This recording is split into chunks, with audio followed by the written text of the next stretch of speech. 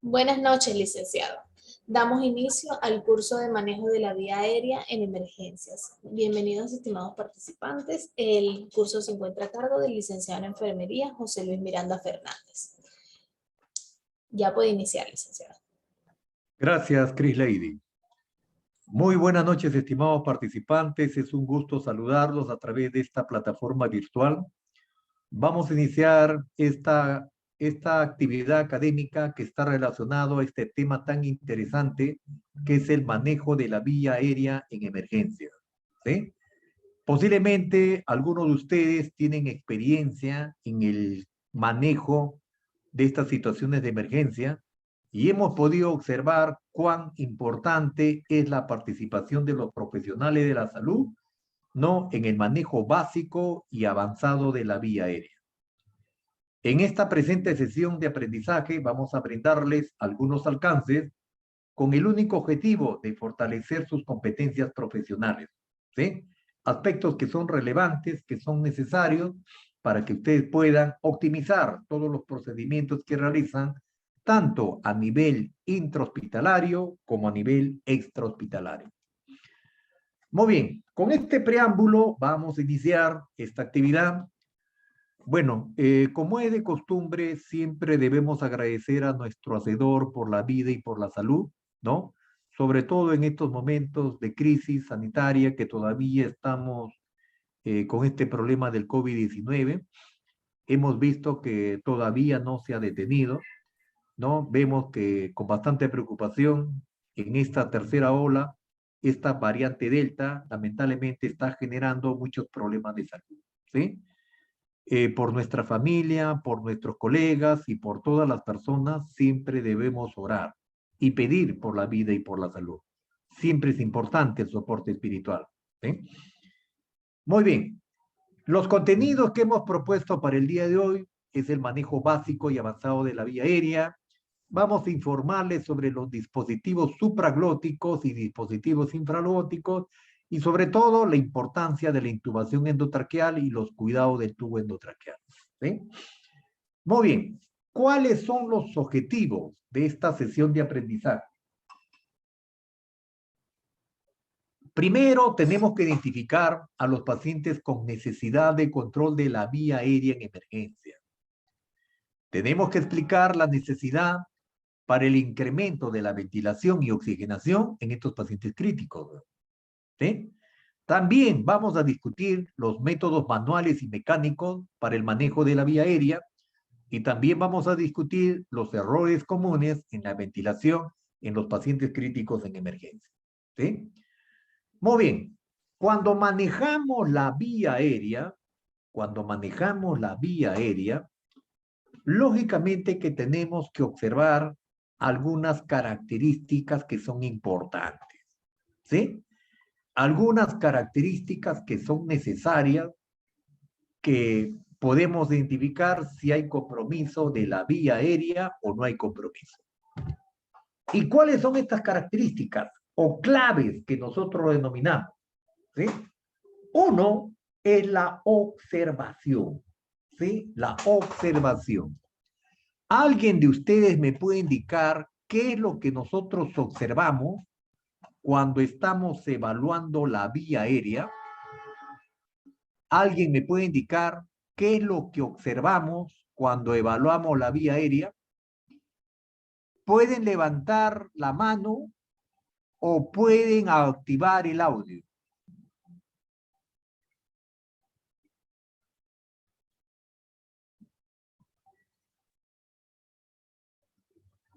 La edad del paciente y si por ahí de repente tiene alguna prótesis.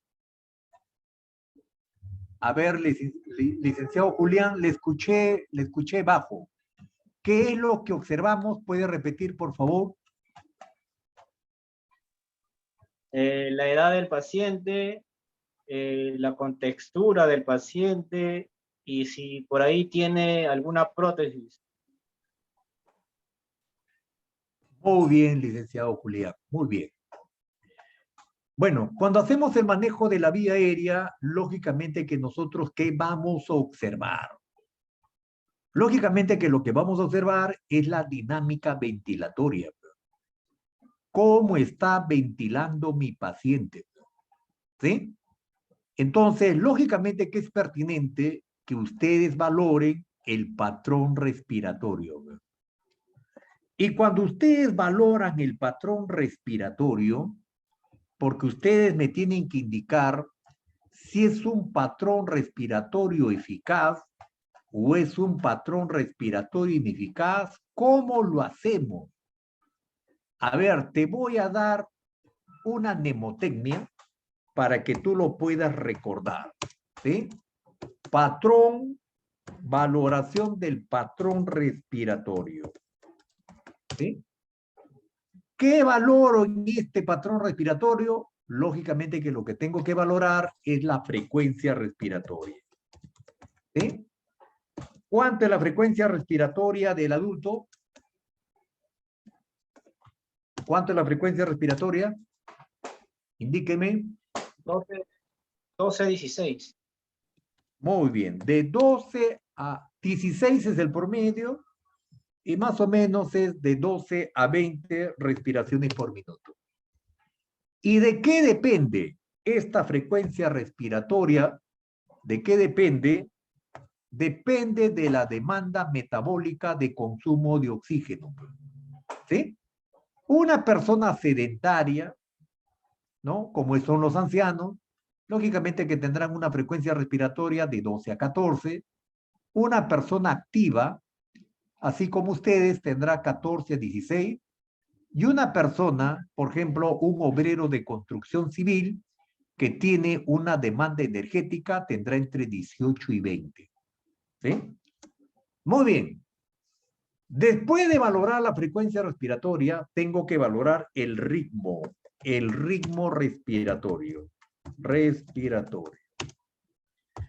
Y lógicamente que acá al valorar el ritmo respiratorio, tengo que valorar la relación entre la inspiración y también tengo que valorar la relación entre la expiración.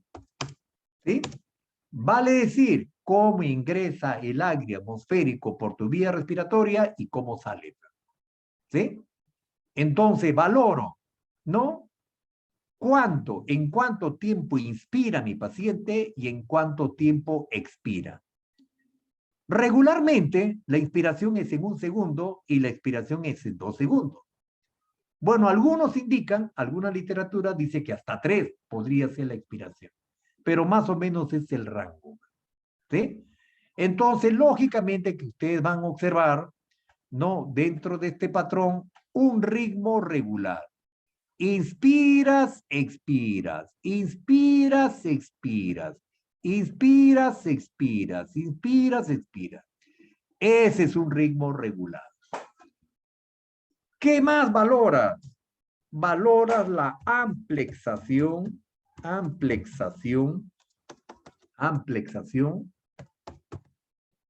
de la caja torácica. De la caja torácica. Vale decir que estás valorando cómo eleva el tórax. Lógicamente que para que tengas una elevación eficaz del tórax, ¿no? Lógicamente que ¿cuánto tiene que ser el volumen? Ese volumen de aire que se conoce como volumen corriente o volumen tidal, ¿cuánto es aproximadamente ese volumen de aire? ¿Quién me indica? ¿Cuánto es ese volumen de aire que contiene oxígeno? ¿Cuánto es? ¿Aproximadamente cuánto es?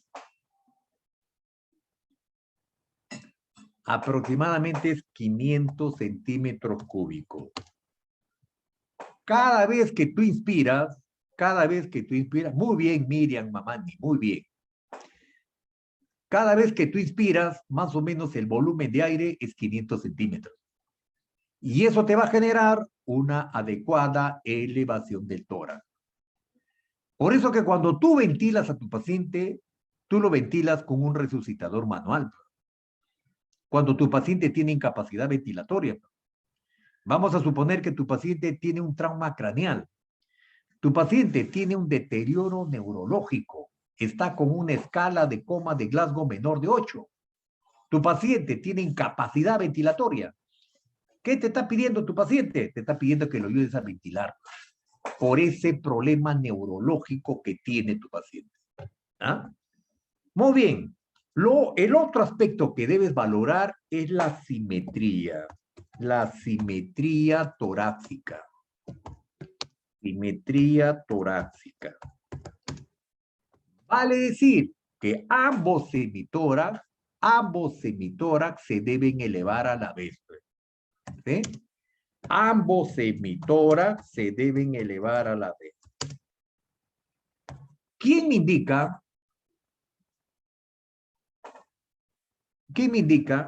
cuál es esa patología que solamente permite la elevación de un hemitórax y el otro hemitórax no se eleva? ¿Cómo se denomina esa condición clínica donde solamente se eleva un hemitórax y el otro hemitórax no se eleva? ¿Cómo se llama? Neumotórax de atención. Muy bien, puede ser un neumotórax hipertensivo o neumotórax a tensión. Posiblemente si alguno de ustedes tiene la experiencia de haber manejado un paciente con un hemotórax o un neumotórax, en el neumotórax, ¿cómo te das cuenta? Te das cuenta porque el paciente tiene asimetría de la caja torácica, tiene desviación del tráquea, tiene ausencia del pasaje del murmullo vesicular, tu paciente está hipotenso, tu paciente está taquicárdico, tu paciente tiene cianosis peribucal, ¿no? Y lamentablemente está con un distrés respiratorio severo. ¿Y por qué? Porque ese pulmón está siendo comprimido por aire, ¿verdad? Hay un reclutamiento de aire en el espacio interpleural, me está colapsando el pulmón y lógicamente que no genera una adecuada ventilación pulmonar. ¿Se puede morir este paciente? Sí, se puede morir, porque ese incremento de la presión interpleural te genera desplazamiento del mediastino, te acoda la vena cava superior, la vena cava inferior y te altera la precarga, la poscarga, ¿no? Te genera hipotensión, te desplaza el mediastino, te comprime el otro pulmón y te mata al paciente. Por eso que en algunas situaciones tenemos que hacer una descompresión inmediata para que rescatar ese pulmón que está colapsado. Y eso lo tenemos que aprender bien, porque es una necesidad. Ya no es una urgencia, es una emergencia. Y lo otro es que tengo que valorar la intensidad de la respiración. Intensidad de la respiración. ¿Sí? Ustedes saben que la respiración... A ver, ¿quién me puede indicar cuándo es una respiración agónica? Una respiración agónica. ¿Cuándo es una respiración jadeante? Una respiración forzada. Una respiración profunda. Una respiración superficial. A ver, vamos a suponer que tú encuentras este ritmo respiratorio. Vamos a suponer que encuentras este ritmo respiratorio. Este ritmo respiratorio. ¿Qué ritmo respiratorio se trata? ¿De qué ritmo se trata?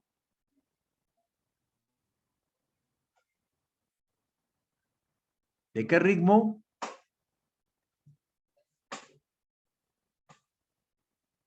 Se llama la famosa respiración de Cheyne-Stokes. ¿Y en qué consiste esta respiración de Cheyne-Stokes? Es una respiración creciente y decreciente con periodos de apnea. ¿Sí? Es una respiración creciente y decreciente con periodo de apnea. ¿Sí? Entonces, esta respiración de Cheyne-Stokes posiblemente me está haciendo un preámbulo para este tipo de respiración. A ver, este tipo de respiración que tú estás observando, ¿no? ¿Qué tipo de respiración será? Es una respiración agónica, es una respiración superficial. ¿Sí? ¿Y cómo se llama esa respiración? Se llama respiración atáxica. Un preámbulo para que tu paciente ya haga parada cardíaca, parada respiratoria. Posiblemente ya será pues una respiración agónica. Entonces, la respiración puede tener estos patrones. Puede ser que un paciente esté hiperventilando, un paciente que esté hipoventilando, pues. ¿Sí? Entonces, por eso que es muy importante que usted valore la intensidad de la respiración. Puede ser que tu paciente tenga problema, ¿no? Del centro respiratorio. Tu paciente tenga compromiso de la protuberancia, del bulbo, ¿no? Acuérdate que el centro de la respiración es el bulbo. Me está afectando el control neumotáxico. Entonces, posiblemente hay un enlentecimiento de estos estímulos respiratorios. ¿Por qué? Porque está comprometido, ¿no? El tronco encefálico. Por eso que es necesario para darle el soporte ventilatorio. ¿Sí? Muy bien. Entonces, con este examen de la observación, tú vas a valorar el patrón respiratorio. ¿Qué vas a escuchar? Lo que vas a escuchar son los ruidos respiratorios. A ver, si tú escuchas un ruido que se llama ronquido, ¿ronquido qué te indica? ¿Qué te está indicando el ronquido? ¿Qué te indica el ronquido? ¿Qué te indica el ronquido? Puedes levantar la mano. A ver, no tengo manitos levantadas. Muy bien, a ver, adelante, Julián Arroyo, adelante, te escucho. Julián, adelante. ¿Qué significa ronquido? Muy bien, Julián. Obstrucción de la vía aérea por la lengua. Acuérdate cuando el paciente esté inconsciente, ¿no? Cuando tu paciente esté inconsciente, el problema que tenemos, hay una desconexión de la transmisión del impulso motor, del impulso sensitivo. Posiblemente hay un bloqueo de tus neuronas aferentes, de tus neuronas eferentes. Entonces, ¿qué va a pasar? Tus neuronas aferentes y eferentes son las que inervan tu músculo esquelético. Puede ser que tenga afectado, ¿no? Tus neuronas, ¿no? Del sistema nervioso neurovegetativo. Las fibras presinápticas, las fibras postsinápticas. Entonces, ¿qué pasa con tu lengua? Lógicamente que tu lengua tiene una acción voluntaria. Yo te digo, saca la lengua, ¿no? Muérdate la lengua, te muerdes, tiene acción voluntaria. Entonces, lógicamente que cuando tienes un bloqueo a nivel central, lógicamente que va a haber una pérdida de la tonicidad de la musculatura de la lengua, ¿no? La lengua se desplaza hacia atrás y te obstruye la vía aérea. Y el paciente presenta este sonido patológico que es el ronquido. ¿Sí? Muy bien. Y si tu paciente presenta el sonido de gorgoteo, ¿qué significa? Gorgoteo, ¿qué significa para ti? Gorgoteo. A ver, manitos. Manos. Gorgoteo, ¿qué significa para ti?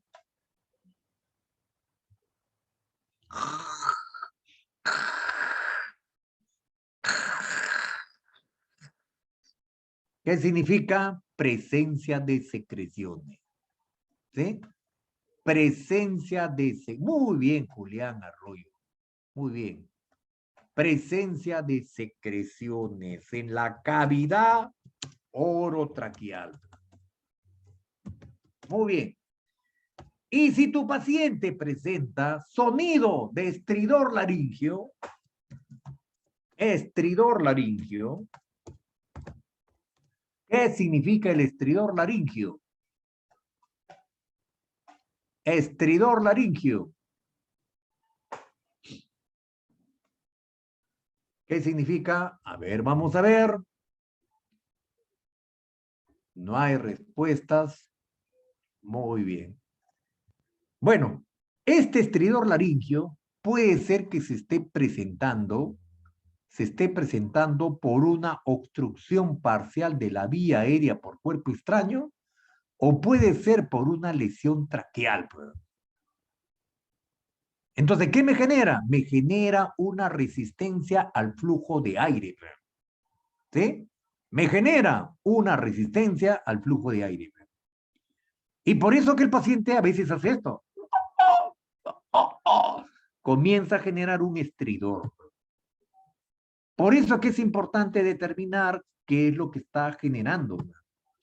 A veces cuando tu paciente tiene un edema de glotis, imagínate que ha estado en un incendio y ha inhalado aire caliente. Te puede generar un edema de glotis. Cuando es total ya no respira. Y cuando es parcial te genera estridor laringio. Muy bien. Y en la auscultación, lógicamente que tú vas a auscultar. ¿Qué vas a auscultar? Vas a auscultar el pasaje del murmullo vesicular. Si tú tienes buen pasaje del murmullo vesicular, ¿qué significa? Si hay un buen pasaje del murmullo vesicular en ambos campos pulmonares, ¿qué significa para ti? ¿Qué significa para ti si hay buen pasaje del murmullo vesicular? Significa que tu paciente tiene una adecuada ventilación pulmonar. ¿Sí? Muy bien. Otra cosa que también es importante que ustedes tengan en consideración es observar si es que existe una falla inapropiada en la evaluación de la vía aérea. ¿Sí? A ver, te voy a presentar un video y quiero que tú me determines cuál es el problema que se observa en este manejo de la vía aérea. ¿Ya? Te voy a presentar un video. Quiero que lo observes bien para que me indiques cuál es el problema. ¿Ya? Me indiques cuál es el problema de este paciente que tiene compromiso de la vía aérea. ¿Ya? Muy bien, lo voy a presentar. A ver, vamos a presentar.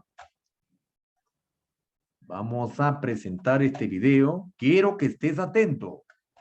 ¿Ah? Muy bien. Audio. Vamos a ver el video. Necesito confirmación si observas el video y lo escuchas. Confírmame. ¿Se escucha y se observa? Confírmame, por favor. A ver. Muy bien, Berta. Berta Castro, sí escucha y lo observa. Muy bien. Quiero que lo observes para que me indiques tu impresión.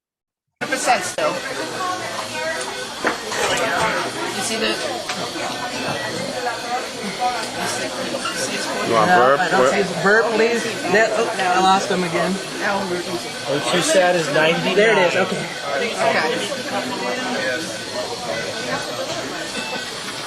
You do see the cords? I do see the cords. The button's all the way on the left. I mean, that one. There you go. Moving through. I need a tray. Just give me a Kelly. Sammy will make you light. Come on, we. All right. Got it. Give me the 6 Shiley. Can you feel the hypothyroid membrane? I'm through. Okay, I've got milk gloves on. I'm through right there. 2%, spread it wide. Crack up. Yeah. Okay, Okay. page of stat. Syringe? We have a syringe? We need a 10 cc syringe. Right here. All right, bag here. Give me a bag. The bag is right here. Hold on. We gotta get this out of the.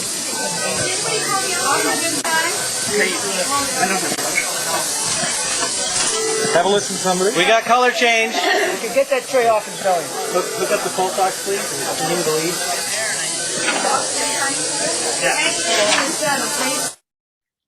Ya, muy bien. ¿Alguno de los participantes me puede indicar algún comentario? ¿Un comentario, alguna apreciación del video? A ver, ¿quién desea hacer una apreciación del video?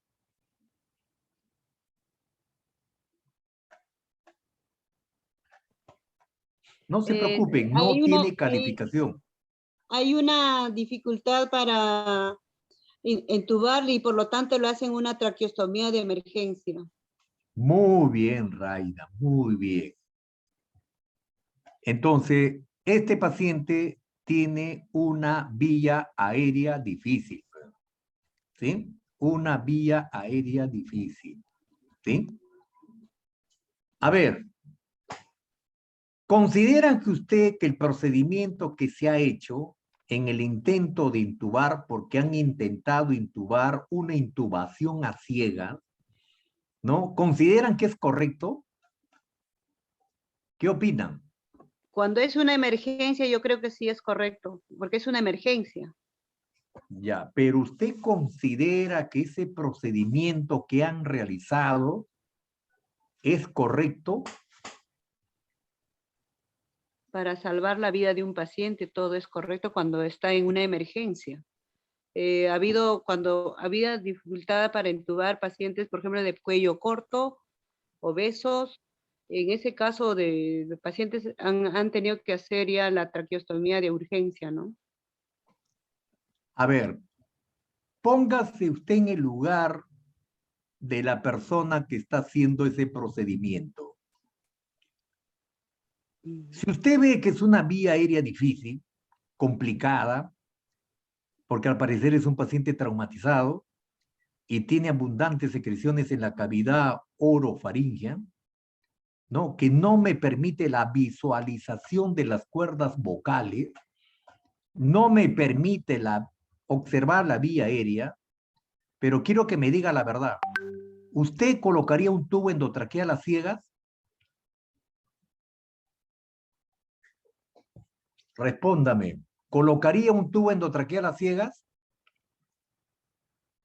No, tendría que ser aspirado primero, tendría que ser limpiado todas las secreciones para poder observar bien las cuerdas vocales. Ya, muy bien. En este caso han aspirado secreciones. Han aspirado secreciones.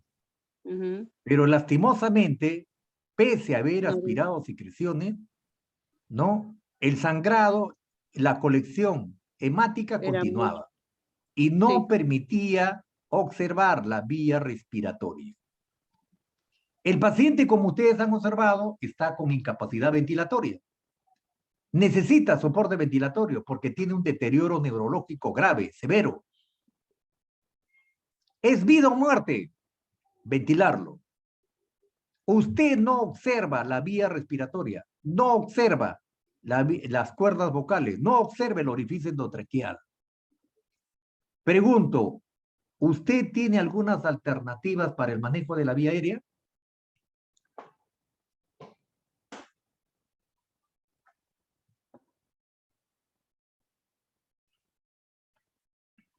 Antes de hacer la cricotomía o la traqueostomía, ¿tiene alguna alternativa? Videoendoscopía. ¿Qué podría ser? A ver, Roberto, te escucho. Videoendoscopía. Muy bien, puede ser una videoendoscopía. Pero como usted está en un hospital de nivel 2, no tiene videoendoscopía. No tiene el famoso AirTrack. No tiene. Los dispositivos supraglóticos. ¿Cómo cuáles? Bueno, hay varias. A ver, indícame lo que conoce, Roberto. A ver. Ahorita imagínate que tú estás en ese escenario. Ahorita tienes la responsabilidad de salvar la vida de ese paciente. Indícame uno. El videolaringio, que es nueva. Ya, ese videolaringio ahorita no lo disponemos en los hospitales de nivel 2, de nivel... ¿Qué tienes Bueno, ahorita? En mi sala sí lo usamos. Bueno, las alternativas que ustedes puedan tener es la máscara laringea o el famoso Convitube. Necesariamente en estos casos que no puedo visualizar la vía respiratoria, no puedo aperturar la vía aérea, bueno, voy a tener que hacerlo con eso. La máscara laringea es un dispositivo que tú lo vas a introducir a ciegas. Eso sí te puede ayudar a manejar la vía aérea. Te puede ayudar a manejar la vía aérea. Lo puedes introducir, va al esófago y te hace un bypass. Esa es una alternativa. Lamentablemente, en muchos establecimientos de salud todavía no tienen protocolizado. Y por eso que cuando se presentan este tipo de situaciones, yo tengo que tener los recursos que sean necesarios para abrir la vía aérea. Yo no abro la vía aérea, este paciente se va a morir. El otro recurso es el Convitube. Hay cosas que lamentablemente hasta ahorita no se han protocolizado. Entonces, necesariamente a veces perdemos la vida de estas personas, porque son vías aéreas difíciles. La cricotomía ya es el último recurso, el último. Es el último. Lastimosamente, después que le han lastimado la cavidad orotraqueal, recién han visto la necesidad de colocarle un tubo una traqueostomía para que pueda ventilar al paciente como último recurso. Por eso que siempre en emergencia, la premisa es no hacer daño. Por eso que el entrenamiento tiene que ser de tal manera de evitar, en lo posible, hacer el menor daño, el daño que pueda ocasionar al paciente. ¿Sí? Por eso que hay que utilizar los recursos. Yo sé que la videoendoscopía, el AirTrack me pueden ayudar, pero a veces no tenemos en establecimientos de salud de primer, segundo nivel.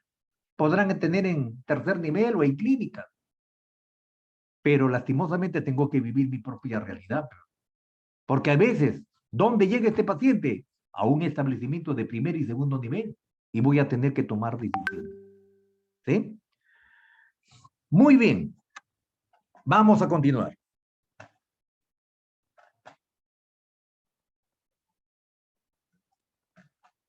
Otra cosa que es importante, por favor, para el manejo de este tipo de pacientes, ¿no? Es de que ustedes, por favor, tengan la capacidad de usar las herramientas que sean adecuadas. No me uses herramientas que no sean inadecuadas, ¿sí? Y que están, ¿no? Bajo tu nivel resolutivo, ¿sí? Muy bien. Como ya habíamos indicado en relación a la anatomía de la vía aérea superior, hemos indicado que la lengua es una de las estructuras de la vía aérea que me produce alteración de la ventilación, que me puede producir una ventilación ruidosa, ¿no? Porque la vía aérea está obstruida. ¿Y qué produce? Gorgoteo, que es presencia de secreciones, ronquidos, que es desplazamiento de la lengua hacia atrás, o que me puede producir estridor y jadeo cuando hay una obstrucción de la vía aérea o hay una ruptura del tráquea. ¿Sí? En relación a la anatomía de la vía aérea inferior, sabemos que la región conductiva es el tráquea, los bronquios, y la región de intercambio son los bronquiolos terminales y los sacos alveolares. Es ahí donde se va a producir el intercambio de gases. Por eso que yo tengo que asegurar que la vía aérea esté permeable. ¿Sí? Vía aérea permeable. Por eso que mi responsabilidad es mantener una adecuada vía permeable para facilitar una adecuada ventilación pulmonar y facilitar un adecuado intercambio de gases. Acuérdate que este intercambio de gases se va a realizar a través de la membrana alveolo-capilar por una diferencia de presiones entre el oxígeno y el CO2. ¿Sí? A eso es lo que tenemos que lograr. Muy bien. Otra cosa que también es importante que recuerdes es la configuración de tu vía aérea. Acuérdate que acá, ¿no? Al final del tráquea, acá tenemos una bifurcación. ¿Cómo se llama este segmento, ¿no? Que está al final del tráquea y al inicio de la bifurcación de los bronquios? ¿Cómo se llama? ¿Cómo se llama ese segmento? ¿Cómo se llama? ¿Alguien recuerda? ¿Cómo se llama este segmento?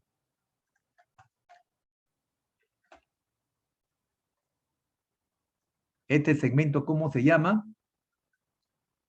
Se llama carina. ¿Sí?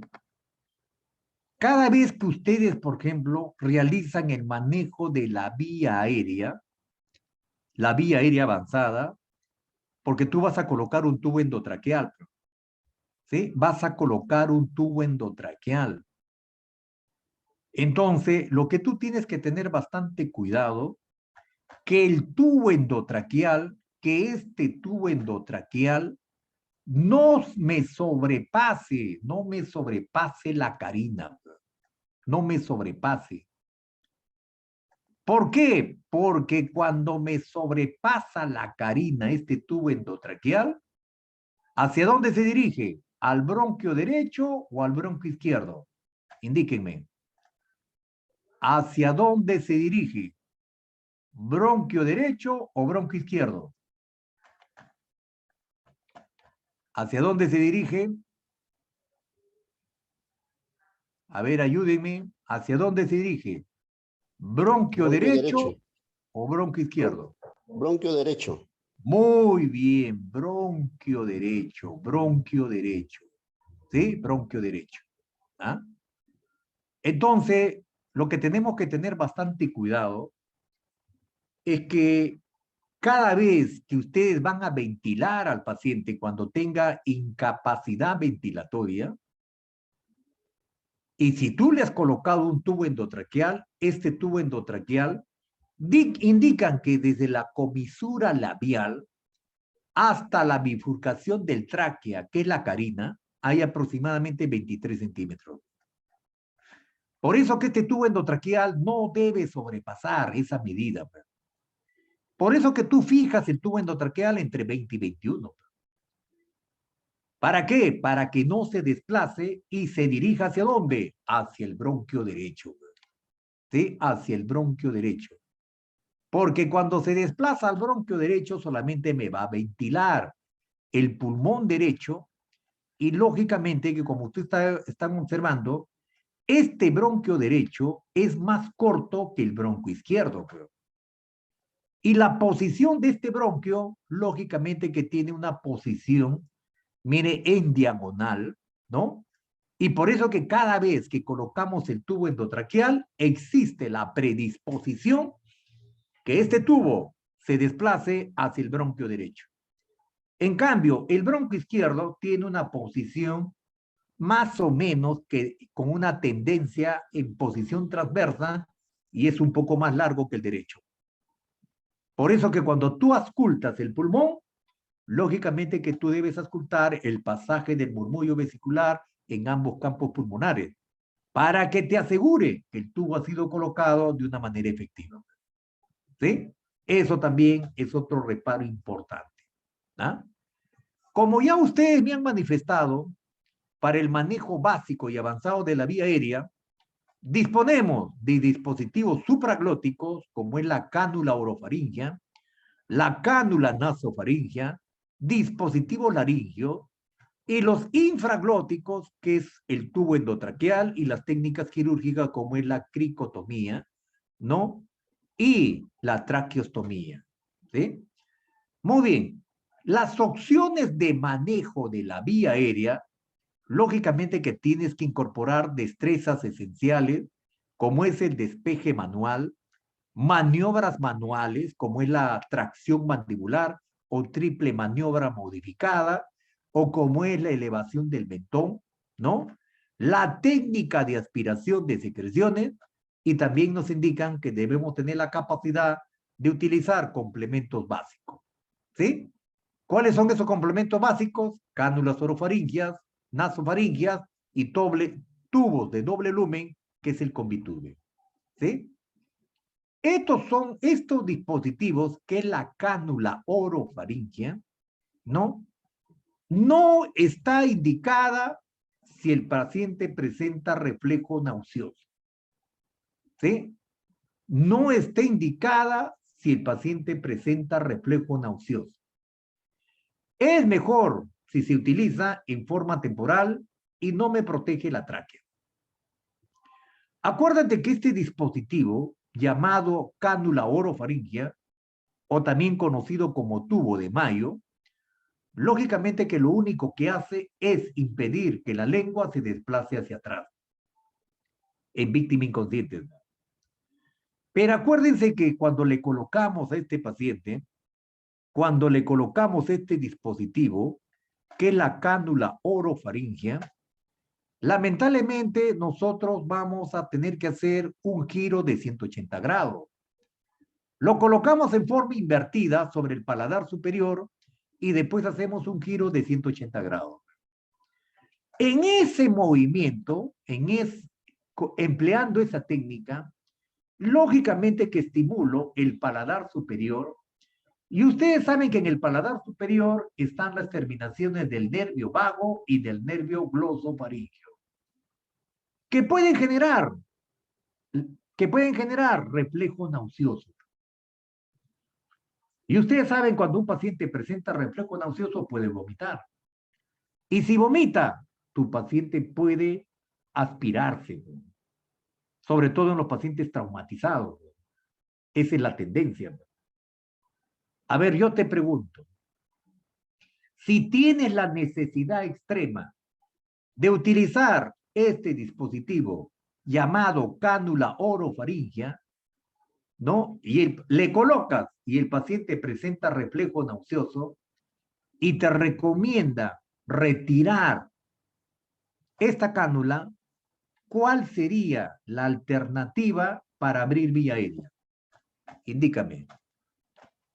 ¿Cuál sería la alternativa? ¿Cuál sería la alternativa? El tubo endotraqueal. Alternativa para abrir vía aérea en caso de que no puedas utilizar la cánula orofaringea.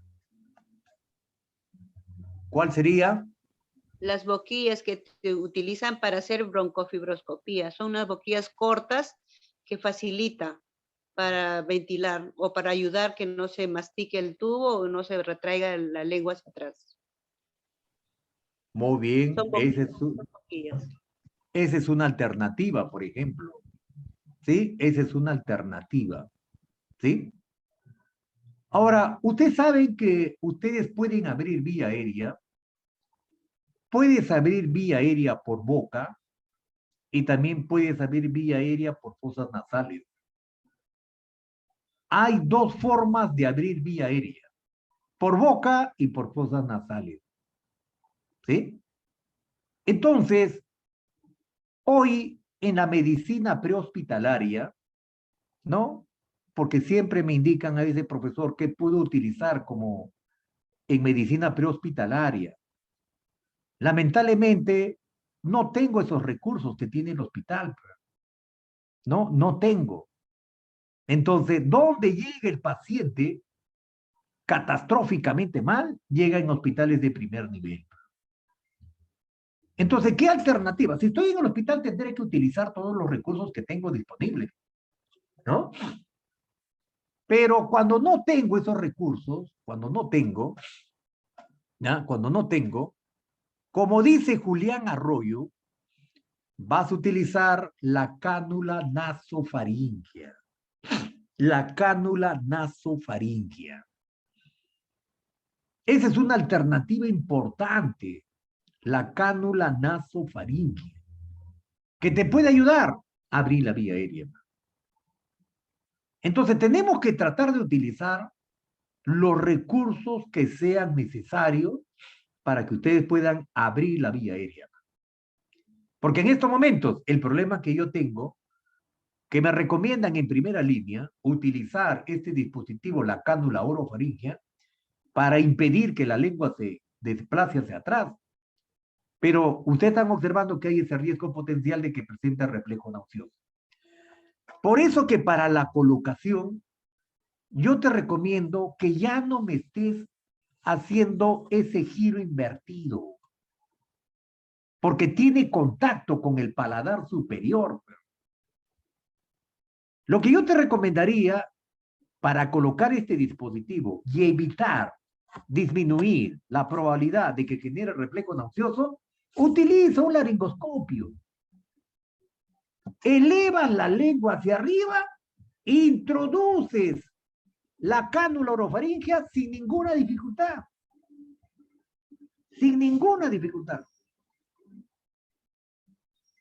Entonces, lo que tengo que tener es ese recurso. Ahora me dice, no tengo la cánula, no tengo el laringoscopio. Bueno, tendrás que utilizar un bajalenguas. La cosa es que no me genere ese estímulo. Bueno, a todos los lugares que he tenido la oportunidad de visitar, siempre les recomiendo, jóvenes, así sean hospitales de primer nivel, segundo nivel, tercer nivel, cualquiera que sea el nivel, necesariamente tengo que tener pues, un maletín de vía aérea adecuadamente provisto de elementos necesarios para abrir la vía aérea. La vía aérea es fundamental porque tengo que asegurar la ventilación pulmonar. Sí o sí tengo que abrir vía aérea. No hay otra forma. Entonces tengo que utilizar los recursos que tengo a disposición. ¿Ah? Muy bien. Ahora, lógicamente que como han visto en el video, ¿no? Han visto en el video, por favor, hay que tratar de hacer lo correcto. Lo correcto es no maltratar al paciente, no lastimar al paciente, ¿sí? Por eso que tengo que elegir el dispositivo que me pueda ayudar, que no cause daño. Un daño a la vía aérea es perjudicial. Imagínate que me genera una ruptura de tráquea. Ese paciente voy a tener que llevarlo a sala de operaciones. Entonces complico la situación. A veces hemos visto también cuando generan la colocación del tubo endotraqueal, mal procedimiento, ¿no? Palanquean el laringoscopio apoyándose en la arcada dental. Me generan desprendimiento de piezas dentales. Y al final tengo que estar ahí buscando esas piezas dentales. Entonces, ese también es un riesgo. Por eso que cuando yo quiero manejar la vía aérea, tengo que estar adecuadamente entrenado. Tengo que entrenarme, necesariamente me tengo que entrenar adecuadamente. Porque es un arte, el manejo de la vía aérea es un arte, ¿sí? Y lo tienes que tratar de hacer. En caso que el paciente no está inconsciente y tiene compromiso de la vía aérea por desplazamiento de la lengua hacia atrás, puedes abrir la vía aérea con esa famosa maniobra tracción mandibular o triple maniobra modificada. La recomendación es mantener el eje de la vía aérea no generar hiperextensión del cuello, porque en muchos de los casos, un paciente con trauma craneal siempre va asociado a una lesión de las vértebras cervicales. No puedo generar hiperextensión del cuello, no puedo generar hiperflexión, no puedo generar rotación a la derecha, rotación a la izquierda, no puedo. Tengo que saber neutralizar. Entonces, con 2 reanimadores podría ser la oportunidad que ustedes abran la vía aérea. Una vez abierto la vía aérea, permeabilizada la vía aérea, asegures con un dispositivo que te puede ayudar a controlar. ¿Ah? Muy bien. Ahora, para ventilar a tu paciente, una vez que has aperturado la vía aérea, necesariamente se requiere un adecuado sello de la máscara facial. Por eso que cuando me sellas la cara, tú me vas a ocluir la boca y las fosas nasales. No puede haber rebosamiento de aire, no puede haber. Tienes que sellar con eficacia la máscara. Ahora, lo que se recomienda es que se haga con 2 reanimadores. Un reanimador sella la máscara y el otro reanimador ventila. A veces tu mano es muy pequeña tu mano. Entonces, ¿qué pasa? Hay veces que hace, no puedo ventilar con eficacia. Entonces la recomendación es que uno selle y el otro ventile. Pero siempre en cuando, lógicamente que yo disponga de personal pues, suficiente. Si no, lo voy a tener que hacer yo solo. Y cuando lo haces solo, lógicamente que puedes ayudarte con tus rodillas, fijas la cabeza con tus rodillas y con tu mano derecha, ¿no? Con tu mano izquierda, fijas la máscara y con tu mano derecha ventila. Podría ser una alternativa para ventilar. Muy bien.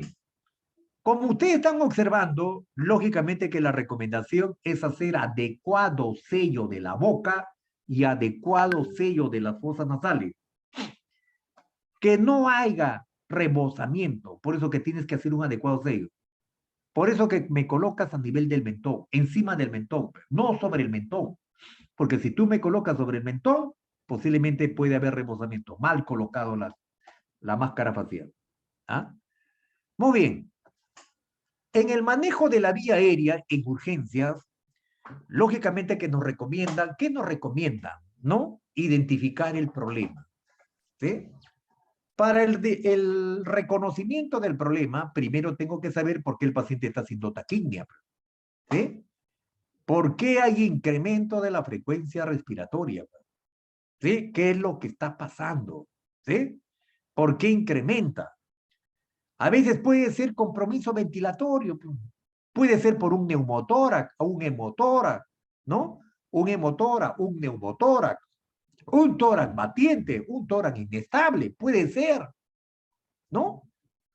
O a veces el paciente tiene neumonía o una bronconeumonía. Entonces es importante identificar por qué está siendo taquimia.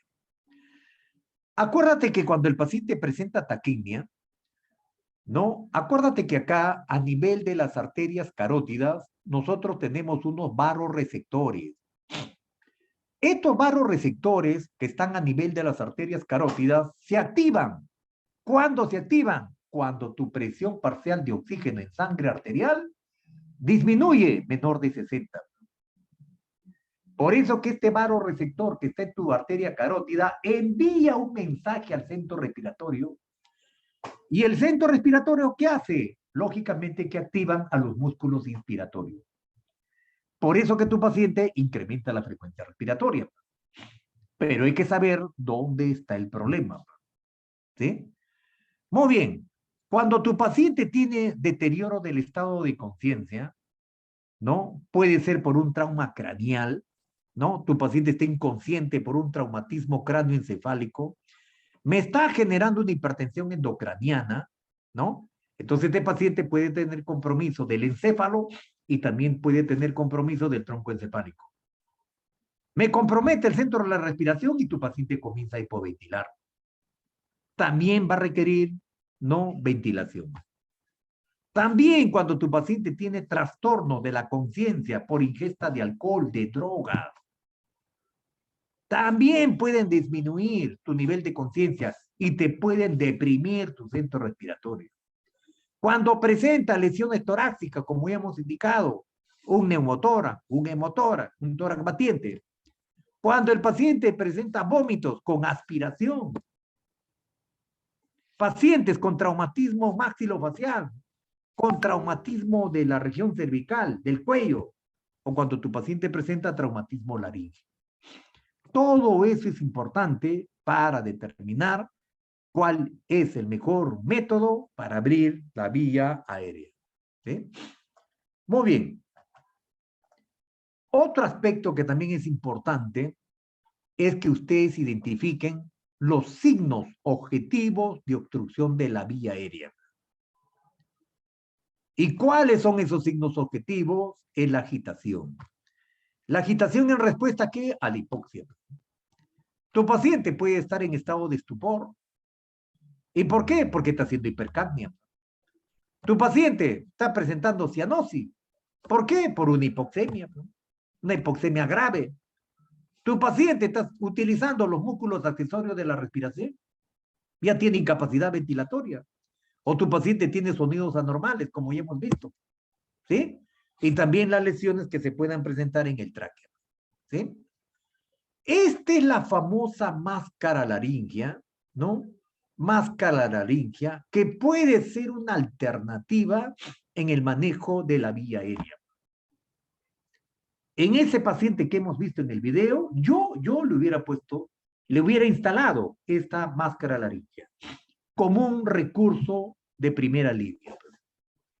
¿Sí?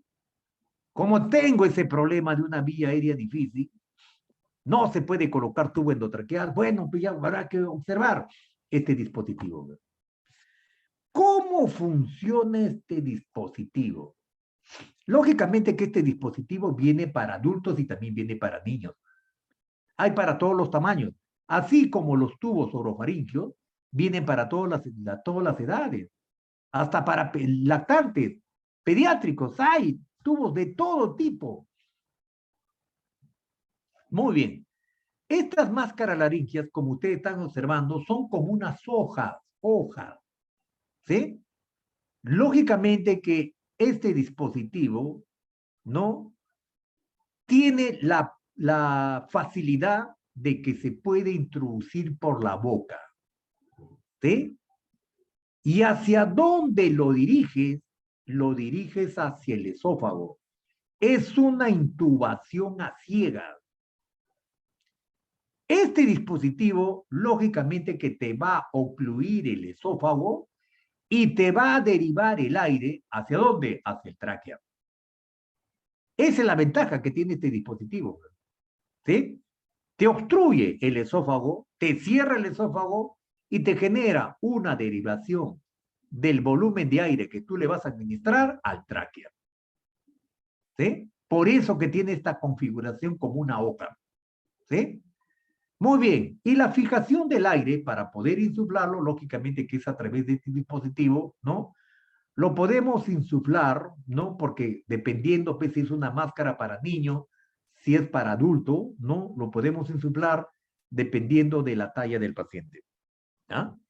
Muy bien, la forma como vamos a introducir, lógicamente que para este procedimiento tienes que utilizar las medidas de bioseguridad. Te tiene que colocar tu guante. Solamente que para que lo puedas visualizar, hemos capturado una imagen para que veas más o menos cómo es la posición. ¿Sí? Entonces vas a sujetar, ¿no? Con tu dedo medio, con tu dedo índice, ¿no? Vas a sujetar esta máscara y lógicamente que lo vas a introducir de una manera ciega. ¿Sí? Esta es la posición como tú vas a sujetarlo y lo vas a introducir de una manera directa. ¿Hasta dónde? Hasta la boca del paciente. ¿Sí? Entonces, al momento que le vas a introducir, lo introduces, intubación a ciega, ¿no? Lo introduces y lo que debes hacer es el sello de ¿qué? El sello de la boca. ¿Ah? Muy bien, acá Miriam Mamani me indica si lo puede utilizar en traumatismo maxilofacial. ¿Sí? Maxilofacial. A ver, si tienes un traumatismo maxilofacial, acuérdate que el traumatismo maxilofacial te puede desarticular la articulación temporomandibular. Si tú tienes rigidez de la boca, y no puedes abrir, este dispositivo no puede progresar, ya no intentes introducirlo. No intentes. Si tienes traumatismo maxilofacial y hay rigidez de boca y hay rigidez y no puedes introducir, es así como si fuera el Malampati. No puedes abrir la boca y tampoco vas a poder pues, introducir el tubo.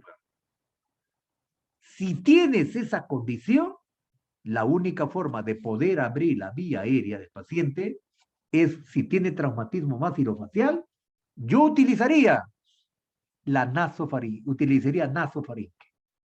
Ya no la máscara, sino el nasofaringe. ¿Sí?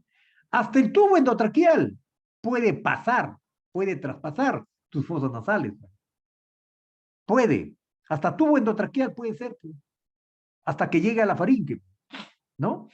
Entonces, si no tienes el tubo nasofaringeo, puede ser hasta el tubo endotraqueal. La cosa es que el aire llegue a la faringe y de ahí derive al tráquea. Entonces, la única conducción, si tu paciente tiene traumatismo maxilofacial y tiene desarticulación de la articulación temporomandibular y no puedes abrir la boca, está rígido y no puedes abrir la boca, caballero, naso. Y si tienes fractura de la pirámide nasal, porque lastimosamente a veces el paciente llega con fractura del macizo facial y también llega con fractura de la pirámide nasal. No puedes ventilar por fosas nasales. No puedes ventilar por boca, caballero. El último recurso es la cricotomía. Así tendrías que trabajar. Muy bien. Continuamos. Entonces, fíjate cómo este dispositivo introducido, mira, acá lo estás viendo, introducido en la cavidad esofágica, porque debe llegar hasta el esófago, ¿no?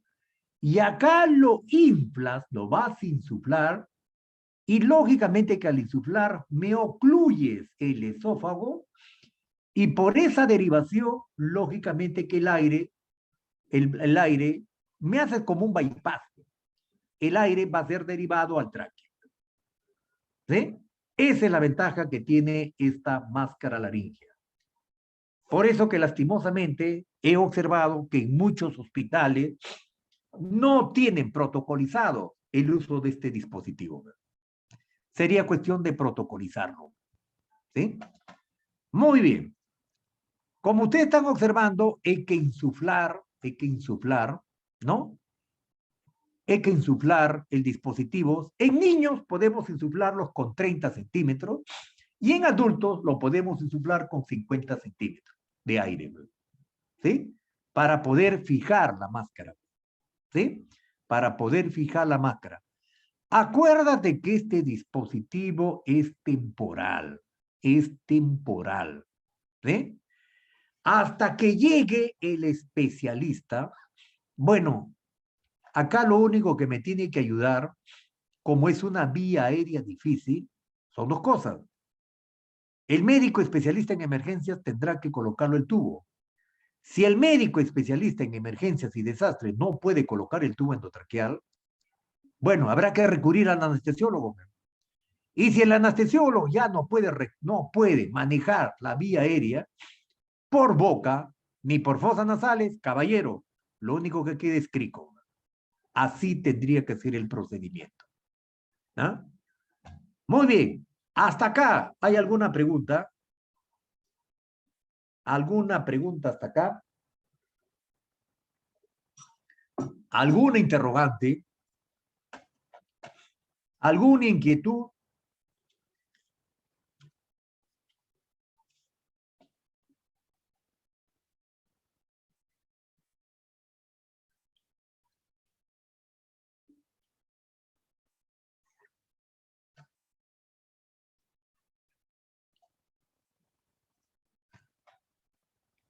Muy bien, no tengo preguntas en el chat y no tengo preguntas por el audio. Proseguimos. Muy bien. ¿Cuáles son las complicaciones, probables complicaciones de esta máscara laringea? No todo es color de rosa. Puede haber complicaciones. Muy bien, muy bien. Dice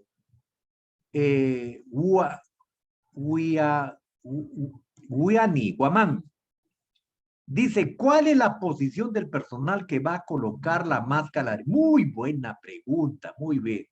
Muy buena pregunta. Como ustedes están observando, lógicamente que la posición del reanimador para colocar este dispositivo, lógicamente que tú te tienes que colocar, no a la cabecera del paciente, ¿sí? Como si tuvieras ahí en la posición que le vas a colocar el tubo endotraqueal, ¿sí? En la posición. Lo único que tú vas a hacer, ¿no? Lógicamente que como vas a estar en la misma posición para colocar el tubo endotraqueal, ¿no? Porque acá ya no porque cuando colocas el tubo endotraqueal se inclina para poder observar la cavidad orofaringea, ¿sí? Se inclinan para poder observar la cavidad orofaringea. Acá no necesitas inclinarte, no necesitas inclinarte. No necesitas visualizar las cuerdas vocales, no. Puede estar en posición sagital, ¿no? En posición de bipedestación. Entonces yo te recomiendo, a ver, ¿con qué mano abrirías la boca y con qué mano lo introducirías? Respóndeme. ¿Con qué manos abrirías la boca y con qué mano lo introducirías? Respóndeme, así como, ¿cuál sería la técnica más adecuada? ¿Con qué mano? ¿Con la derecha o con la izquierda? ¿O con la mano dominante? Con la mano dominante, pues, tiene que trabajar. Muy bien, muy bien. Porque acá, lastimosamente, pues, necesariamente, cuando tú colocas el tubo endotraqueal, lamentablemente el tubo endotraqueal está diseñado para un diestro. Porque tú con la mano izquierda, tú vas a hacer la tracción del laringoscopio. Porque lastimosamente está así diseñado el laringoscopio para un diestro. Con la izquierda hace la tracción y con la derecha lo introduce. Pero en cambio acá, lo único que podrías hacer es con tu mano dominante. Con la izquierda puedes abrir y con la derecha lo introduces. O a la inversa, el zurdo lo intercambia nada más la mano. Acá no hay ningún problema, porque acá es una intubación a ciegas. ¿Sí? Intubación a ciegas. ¿Ah? Muy bien. ¿Cuáles son las complicaciones? Probables complicaciones. Uno es la colocación incorrecta. Entonces, mire, ve, esta colocación incorrecta te puede desplazar, puede haber desplazamiento posterior. Pues. El problema que te puede obstruir la vía aérea por el plegamiento del epiglotis o rotación de la mascarilla. Pues. Ese es el gran problema que tenemos. Pues. Porque acuérdate que cuando tú comes, ese epiglotis se cierra. Y cuando tú hablas, esa epiglotis está abierta. Entonces, lógicamente que puede haber una obstrucción de la vía aérea cuando se pliega la epiglotis en esa rotación de la máscara. Por eso que no puedes generar esa rotación. No se puede generar la rotación. Ahora, tampoco no lo puedes fijar en la faringe. Porque si tú lo fijas en la faringe, es como si tú me estuvieras obstruyendo la vía aérea. Por eso que tienes que estar convencido que sí, al momento que has introducido, sí te ocluye el esófago. ¿Y cómo te das cuenta que sí te ha ocluido el esófago? Cuando tú lo ventilas y se eleva ambos semitórax. Ahí es la forma como tú te das cuenta. ¿Sí? Ahí es como te das cuenta. ¿Ah? Muy bien. Ahora, el problema está de que cuando tú ventilas y no eleva el tórax, mala posición de la máscara. Tiene que elevar ambos semitórax al momento que tú ventilas. Tú ventilas, lógicamente que se eleva los semitórax, significa que sí la máscara laríngea está adecuadamente colocada. No eleva el tórax, no está adecuadamente colocada. Ausculta también igual. Tienes que auscultar igual que el tubo endotraqueal. Igualito tienes que auscultar. ¿Sí? También el otro problema que se puede presentar por un insuficiente inflado del balón o hay fuga de aire. Por eso que antes de colocar la máscara, necesariamente tienes que comprobar la integridad de la hoja de la máscara. Porque ¿quién es la que te va a generar oclusión del esófago? La hoja de la máscara laríngea. Y no puede haber fuga de aire. Porque lastimosamente hay fuga de aire, es como del balón. El balón neumoinmediastino del tubo endotraqueal también se puede retirar. Entonces existe esa probabilidad. ¿Sí? Muy bien. Otro aspecto que también es importante, ¿no?, que ustedes lo conozcan, es el famoso Convitube. Convitube. Es un dispositivo, es un tubo de doble luz. También la introducción es a ciega. ¿Qué me permite este Convitube?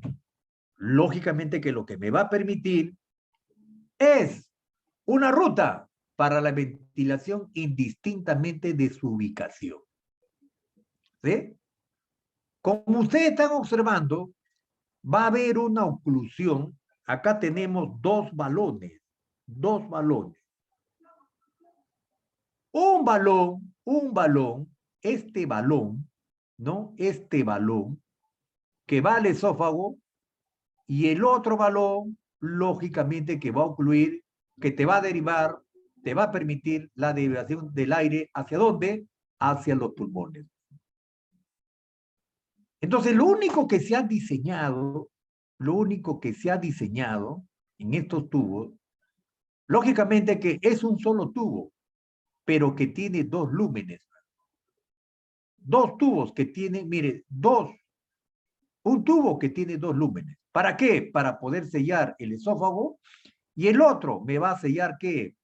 No, me va a sellar el aire que es conducido por la faringe. Entonces, ¿cómo lo voy a utilizar? Observen, ¿no? Como es una introducción a ciegas, ¿no? Una introducción a ciegas, ¿no? Igual que la máscara laríngea, lógicamente que lo que yo voy a hacer primero no es sellar el esófago. El sello del esófago es con 15 centímetros cúbicos de aire. ¿Sí? Y el sello, ¿no?, del balón que sella la boca y la nariz, lógicamente que lo voy a generar con 100 centímetros cúbicos.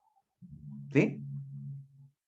Entonces, ¿qué es lo que yo tengo que hacer? Con estos dos tubos, con estos dos lúmenes, lógicamente que este lumen de color azul, este lumen es lo que me va a generar la ventilación.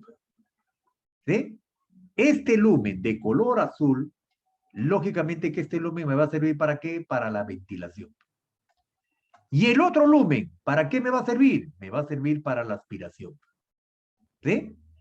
La fijación de este combitube, lógicamente que tiene un reparo. Acá tiene unos anillos negros, unos anillos negritos. Esos anillos deben llegar hasta la comisura de la boca. Cuando llega a la comisura de la boca, es hasta ahí donde tú lo vas a fijar. ¿Sí?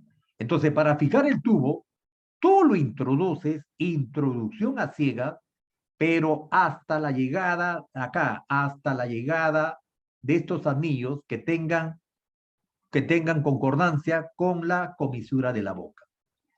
Ahí recién insuflo el balón del esófago con 15 centímetros y después insuflo el segundo balón, ¿no? Que sella la boca y la nariz con 100 centímetros.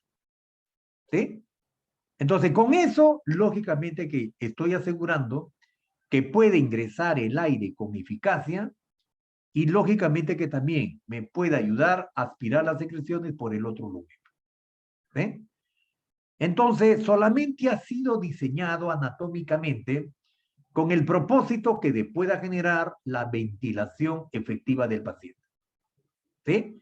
Esto es otra alternativa que se ha diseñado para este tipo de pacientes.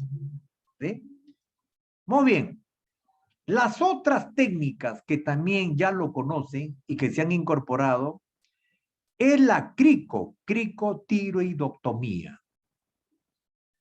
Hay otra técnica que también lo pueden hacer, ¿no? Que lo puede, es competencia del profesional de enfermería, que es la punción cricotiroidea. En cambio, la cricotiroidectomía es, ¿no? Función del médico. La enfermera, el enfermero puede hacer punción cricotiroidea. Está autorizado por la ley de emergencia. Puede generar ese tipo de procedimiento. ¿Sí? Entonces, estas son técnicas de emergencia. Cuando sea técnicamente difícil o complicado, abrir la vía aérea por boca o por fosas nasales. En caso de traumatismo facial o en caso de traumatismo de la pirámide nasal. En esos casos, necesariamente tenemos que hacerlo. Ahora la recomendación me indican que tiene que ser por personal experto. Bueno, les comento que este entrenamiento lo hacemos en forma presencial hasta antes de la pandemia. Bueno, lo que hacía era que los participantes me traigan la cabeza de un cerdo.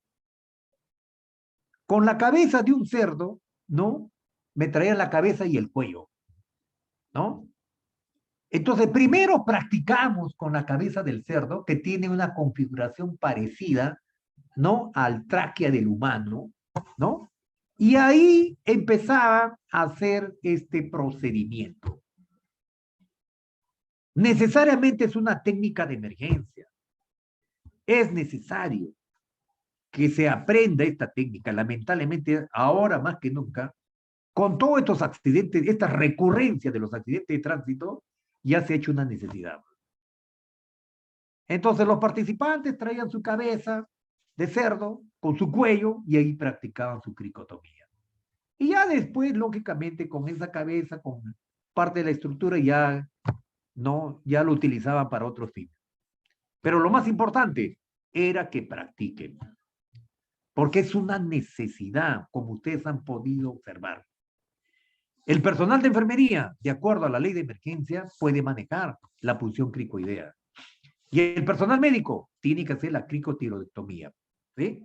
Como alternativa para manejar la vía aérea. Lo único que tienes que observar son los reparos anatómicos, ¿sí? Los reparos anatómicos. Primero me tienes que identificar la prominencia tiroidea. A ver, todos ubiquen la nuez de Adán. Todos, agárrense la nuez de Adán. ¿Lo ubicaron? Confírmenme si han ubicado la nuez de Adán. O la manzana de Adán, como ustedes lo conocen. ¿Lo han ubicado? Ahora ubica, una vez que has ubicado, ¿no? Esa prominencia, ahora ubica el cartílago tiroides. Agarra tu cartílago, ¿sí? Debajo de tu cartílago tiroides vas a encontrar una ventana. ¿Cómo se llama esa ventana?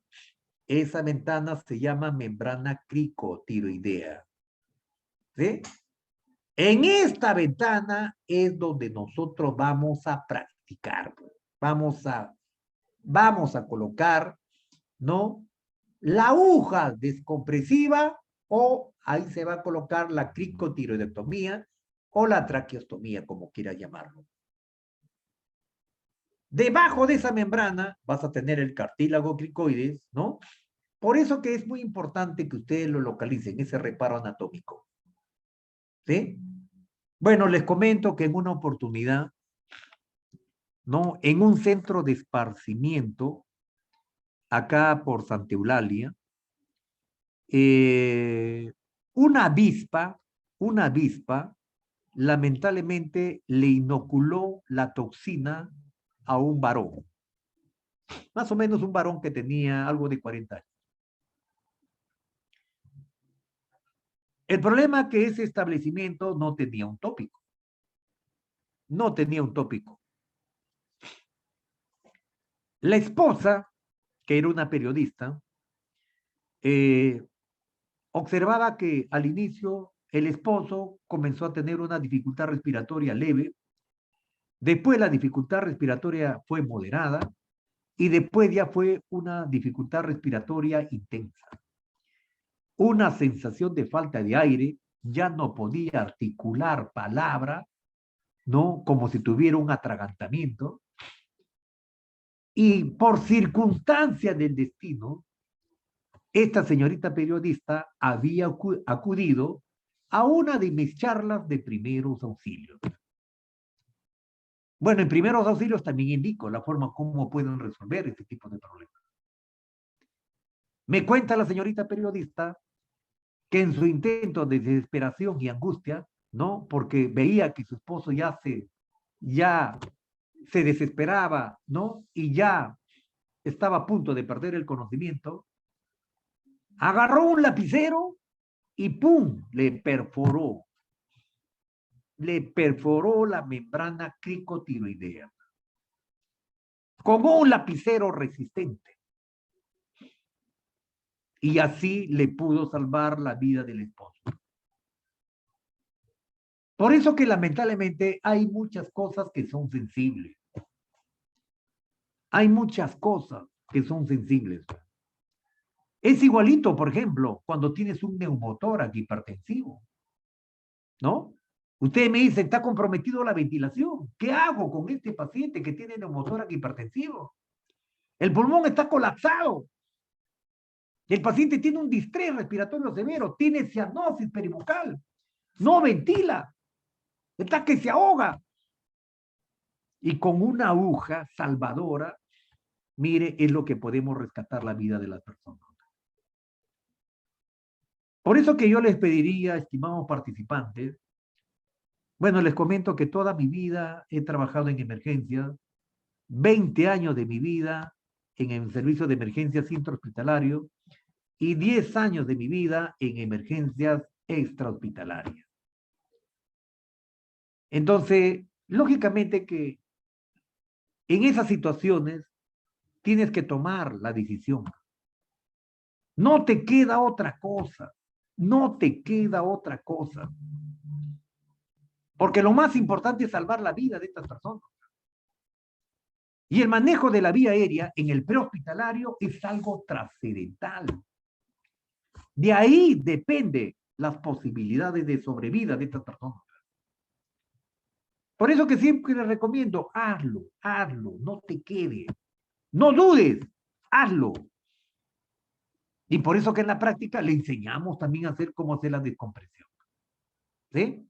Al personal médico, al personal de enfermería, a los técnicos, hasta los paramédicos, a cualquiera. Todos están en condiciones de poder hacer este tipo de procedimientos cuando están entrenados. Porque si están solos y nadie lo puede hacer, ese paciente se va a morir. Ese es el gran problema que tenemos.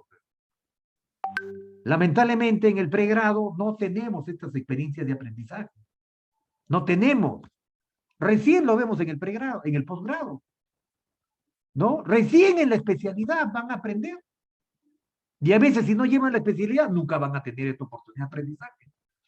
Por eso que te felicito que a través de estos cursos de extensión, ¿no? Lógicamente que te estoy brindando toda esta información. ¿Ah? Muy bien. Continuamos.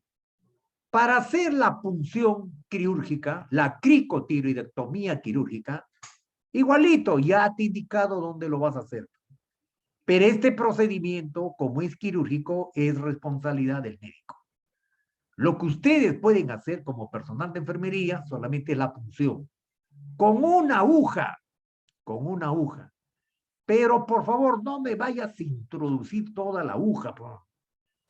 Me traspasas el tráquea y me perforas el esófago. Acuérdate que el diámetro del tráquea en un varón es más o menos de 2 a 2.5 centímetros.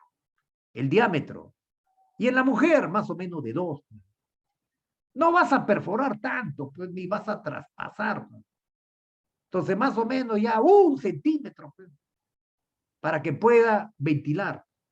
Lo traspasas y vas a ver cómo el aire sale. Cuando sale el aire, significa que has hecho una buena descompresión. ¿Cuáles son las indicaciones? Bueno, las indicaciones que son las indicaciones absolutas es obstrucción de la vía aérea superior, no solucionable por otros medios. Y hemos visto, no puedo utilizar máscara laringia, no puedo utilizar convitube, no puedo utilizar el tubo endotraqueal. ¿Y por qué? Porque lastimosamente pues hay lesión del macizo facial, hay lesión de la pirámide nasal, no puedo. Último recurso. Imposibilidad para la intubación endotraqueal, así como hemos visto en el video. ¿Sí? ¿Y qué más? En caso de que existan enfermos inconscientes que no se puede abrir la vía aérea con los métodos antes mencionados. ¿Sí? Muy bien, este es el material que necesitamos para la cricotiroidectomía. Un set de cricotiroidectomía, un bisturí, una cánula, un fiador, un aspirador, una venda o una cinta para hacer la fijación. ¿Sí? Acá está el dispositivo que te he manifestado. Una vez que lo colocas, haces una buena fijación, ¿no? Una buena fijación y por ahí vas a ventilar. ¿Sí? Por ahí vas a ventilar. Pero esta ventilación es con la cricotiroidectomía. Le has colocado ese tubo de traqueostomía y por ahí lo vas a ventilar. ¿Sí? Muy bien. Entonces, esta técnica, lógicamente, como ya te he explicado, no es una incisión longitudinal en la piel. Ya te he indicado que debe ser de 1, máximo 2 centímetros para que no traspase, no traspase el tráquea y puedas lesionar el esófago. ¿Ah? Entonces, para esto tienes que localizar la membrana cricoidea, como ya te he indicado los reparos anatómicos. ¿Ah? Muy bien. Entonces, la punción cricotiroidea, que tú lo vas a hacer como personal de enfermería, tu sed de punción. Pregunto, ¿con qué número de catéter puedes hacer esta punción? Indícame, recomiéndame, ¿con qué número de catéter? Un 16 o 18.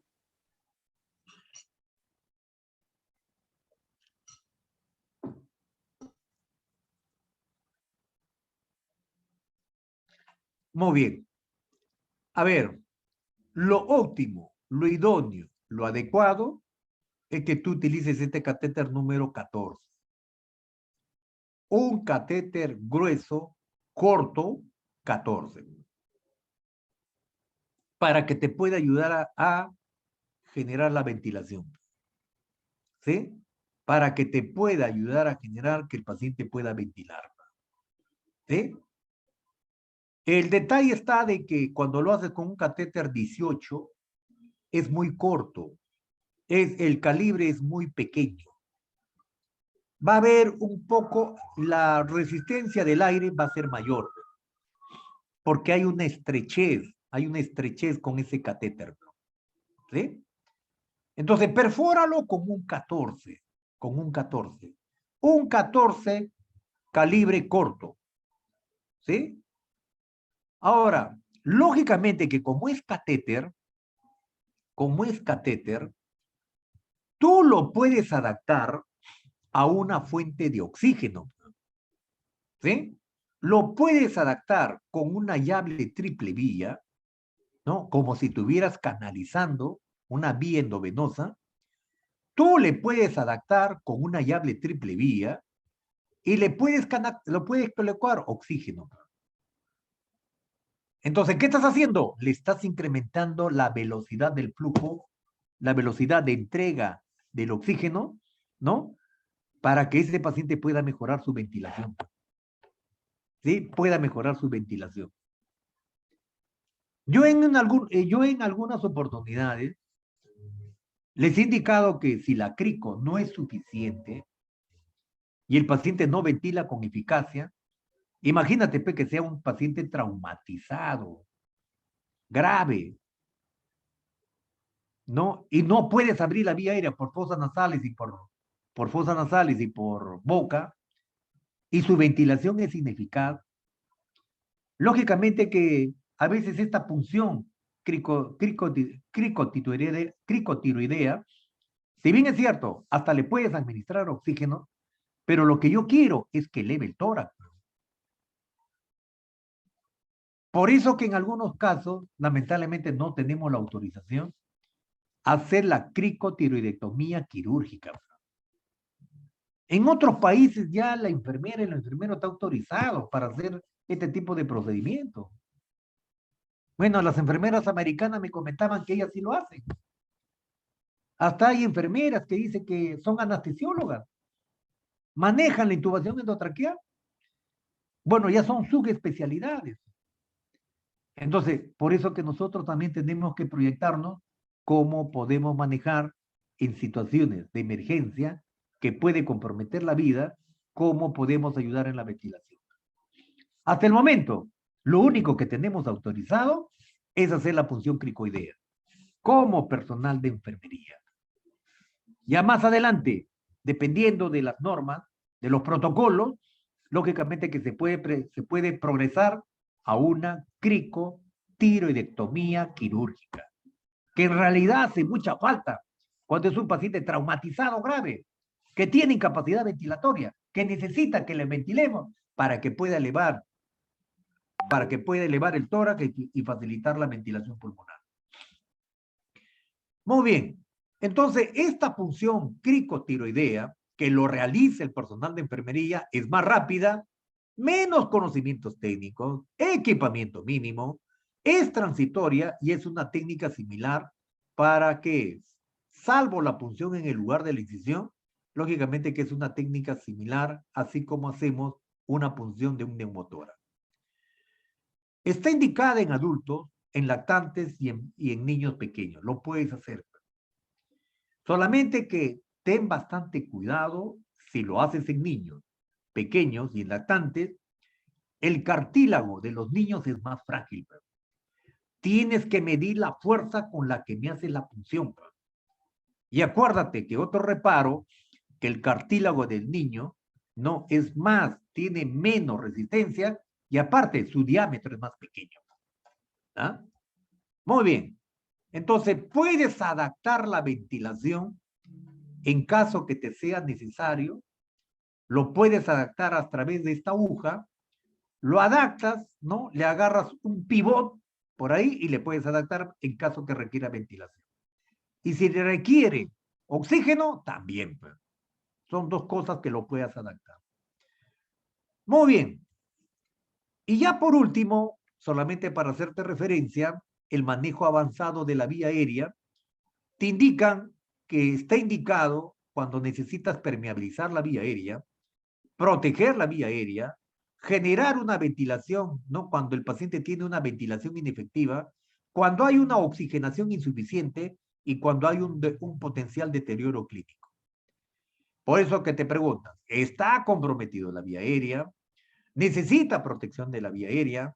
¿La ventilación es ineficaz? ¿La oxigenación es insuficiente?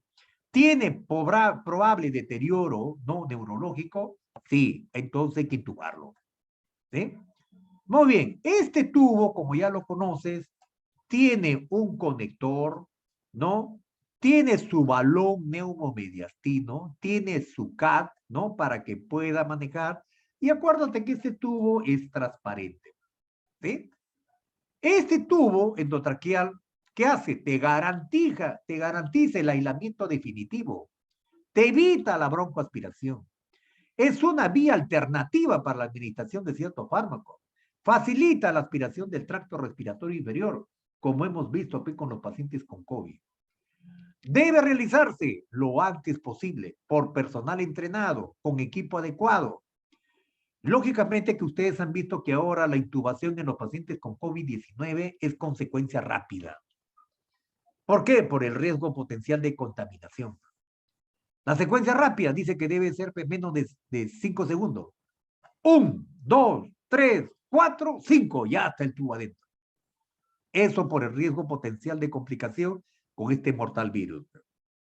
Pero cuando es un paciente que no tiene COVID-19, bueno, no debe exceder los 30 segundos.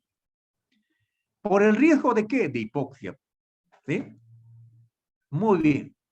Entonces el material debe estar completo, debe estar revisado, debe estar ordenado, ¿no? Lógicamente que esto también hay que practicar, ¿sí? Hay que practicar la secuencia. Para la intubación endotraqueal, lógicamente que hay que hacer una preoxigenación, ¿no? Una vez que se ha hecho preoxigenación, lógicamente, acuérdate por favor, todo es con equipo de protección personal. Solamente para la foto no le hemos tomado sin guantes, pero debe ser con guantes, equipo de protección personal, ¿sí? Entonces, lógicamente que cuando tú introduces el laringoscopio debe llegar hasta un segmento que se llama la vallécula. Y esta vallécula está al final de la lengua, al final de la base de la lengua. Una vez que llegas a este segmento, lógicamente que tú vas a hacer una leve tracción hacia arriba y, mira, haces la tracción hacia arriba y ahí liberas la cavidad endotraqueal. Ahí visualiza el epiglotis, ahí visualiza la cavidad endotraqueal, ¿no? Y lógicamente que este es en el maniquí, ¿sí? Por eso que una cosa es el maniquí y otra cosa es en el paciente. Por eso que tienes que diferenciar bien para que no te confundas. ¿Ah? Muy bien. Después de que has observado la cavidad endotraqueal, has observado las cuerdas vocales, introduces el tubo. Pero no me pierdas el cono de visión. No me pierdas la tracción que estás ejerciendo sobre la lengua. No me pierdas. Y no me pierdas el cono de visión. Y ahí manteniendo la tracción, ahí tú introduces tu tubo endotraqueal. Una vez que traspase el tubo endotraqueal, lo vas a introducir hasta la comisura de la lengua, hasta la comisura de la boca, más o menos entre 20 y 21. Acuérdate que de la comisura labial hasta la bifurcación del tráquea hay 23 centímetros. Entonces la recomendación es que llegue ¿hasta cuánto? Hasta 20-21, en esa posición. Una vez que ya has observado, lógicamente que antes de fijar el balón neumomediastino a través del CAD, me tienes que comprobar. ¿Qué me tienes que comprobar? El pasaje del murmullo vesicular. ¿Sí? Entonces, para comprobar que ha sido efectivo la intubación endotraqueal, lógicamente que lo primero que tenemos que observar que hay elevación de ambos ambos emisoras. Se debe elevar. ¿Qué más? Después vas a observar la opacidad del tubo.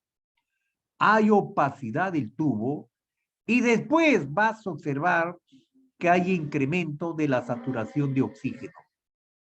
¿Sí? Vuelvo a repetir. Para comprobar que el tubo está en posición, ¿qué vas a observar? La elevación de ambos emitoras. ¿Qué vas a observar? La opacidad del tubo. ¿Qué vas a auscultar? El pasaje del murmullo vesicular que debe pasar en ambos campos, en ambos pulmones. ¿Sí? ¿Y qué más debes observar? La saturación de oxígeno. Con eso recién me vas a fijar el tubo. Habiendo comprobado la auscultación, el pasaje del murmullo vesicular en ambos campos pulmonares, habiendo observado la opacidad del tubo, habiendo observado el incremento de la saturación de oxígeno, ahí recién me fijas el tubo, insuflas el balón neumomediastino. ¿Sí? Muy bien. Y en caso de que encuentres por ahí en tu exploración, encuentres algún cuerpo extraño, lo retiras con la pinza McGill. ¿Sí? La pinza McGill. Hay una maniobra de Selly que sirve ¿para qué? Para obstruir la tráquea, ¿no? ¿Para qué? Lógicamente que para tener seguridad que sí el tubo se va a dirigir al tráquea. Bueno, la recomendación que yo hago, bueno, les voy a recomendar un secreto. Cuando se intuba, ¿ah? Si tú la primera intubación, colocas el tubo y el tubo, ¿no? No ha sido la colocación, no ha sido eficaz, no te preocupes, déjalo el tubo ahí, déjalo. ¿Dónde está el tubo? El tubo está en el esófago. Entonces, lo que yo te voy a recomendar, ¿no? Te voy a recomendar, si no eleva el tórax a la ventilación, porque el tubo se ha ido al esófago, entonces ya tú tienes ocluido, mira, tienes ocluido el esófago. Lo dejas ahí el tubo, pero para este ejercicio tendrías que tener 2 tubos. ¿Sí? Si es que si quieres tener seguridad. Cuando tú recién estás aprendiendo a intubar, te recomendaría que le coloques el tubo y si tú ves que no ventila, no eleva el tórax y no hay pasaje del murmullo vesicular, intubación frustra. Pero déjalo el tubo ahí, porque te va a servir como ¿qué? Como un reparo. Pero ya te está indicando que ese tubo está en el esófago. Entonces, al momento que vas a colocar el siguiente tubo, lógicamente que ya sabes que el esófago está ocupado y el único orificio que te queda libre es el esófago, el tráquea. Y ahí le colocas. Pero para eso necesitarías 2 tubos. Y lamentablemente a veces no tenemos a disposición 2 tubos. Entonces si quieres tener seguridad, tendrías que tener 2 tubos. Podría ser una opción para que tengas mayor confianza, mayor seguridad. Te recomiendo cuando recién estás aprendiendo a intubar. Ya cuando eres diestro, lógicamente que ya tienes más facilidad, igual que el anestesiólogo, ¿no? En menos de 5 minutos, pues ya le colocó el dispositivo. Es práctica, es manejo de la muñeca, ¿sí? Solamente es colocar bien el laringoscopio, hacer una buena tracción, mantener la tracción, fijar el cono de visión y ahí lo introduce. Suficiente con eso, ¿sí? Muy bien, estimados participantes, esto es lo que te había preparado, ¿no? Como parte del complemento, ¿no? De esta actividad. Bueno, lo único que sí te voy a agradecer, que trates de aplicar lo que te sea conveniente para que puedas tener efectividad en el manejo de la vía aérea. Yo sé que a veces tenemos poca experiencia, pero tienes que tener el firme propósito de querer aprender. Nunca digas que no puedes hacerlo, nunca. Piensa que sí lo puedes hacer. Todo está en la forma como tú piensas. Lo que decides hacerlo, hazlo. No te quedes atrás. Por eso que continúa esforzándote, capacítate, entrénate y ten más confianza y seguridad en ti mismo. ¿Sí? Muy bien. No sé si hay algunas preguntas. Algunas preguntas, por favor. Algunas preguntas. Si podría referirse a algunos aspectos en cuanto a la premedicación antes de la intubación. Muy buena pregunta, muy buena pregunta. La premedicación, lógicamente que nosotros lo hacemos con midazolam. Pero no me vas a utilizar 30 miligramos de midazolam. Utilízame 5 miligramos de midazolam. Como ustedes saben que el midazolam, lógicamente que sirve para relajar al paciente. No le vas a producir sedación, porque si tú me sedas al paciente y no lo logras intubar, me generas depresión del centro respiratorio. Entonces solamente con 5 miligramos de midazolam lo relajas. Porque en realidad intubar a un paciente, ¿no? Así como los pacientes con COVID, que llegan, ¿no? Catastróficamente con un distrés severo y necesitan asistencia ventilatoria con ventilación mecánica, ¿no? Vas a tener que relajarlo porque tienes que colocarle el tubo endotraqueal. Sí o sí lo tienes que colocar. ¿Sí?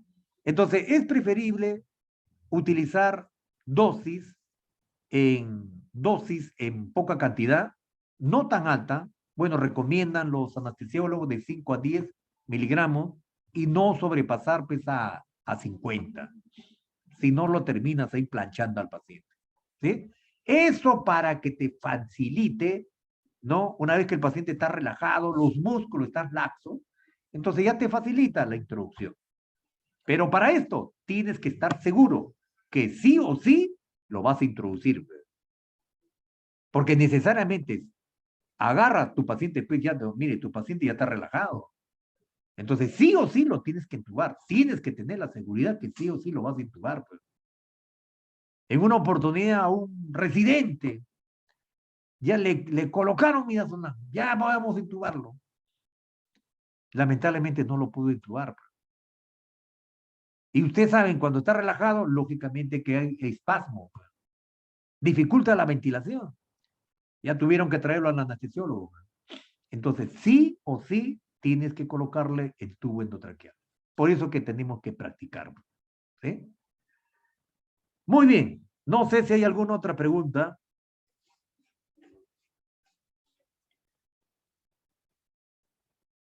Muy bien, estimados participantes. Espero haber satisfecho parte de las inquietudes de este tema tan interesante que es el manejo de la vía aérea.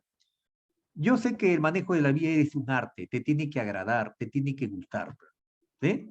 Pero no tengas temor, con confianza lo vas a hacer, ¿sí? Sigue para adelante, sigue capacitándote y yo sé que te va a ir bien en el ejercicio profesional, ¿sí?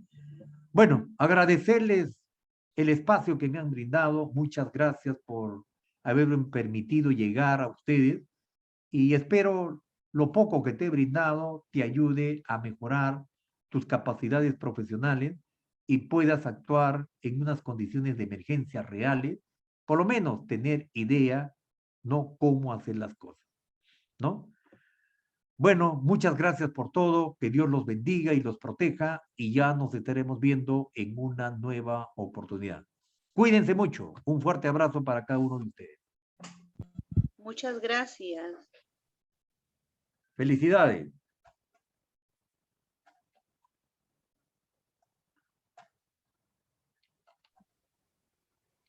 Muchas gracias. Cuídense mucho, un fuerte abrazo.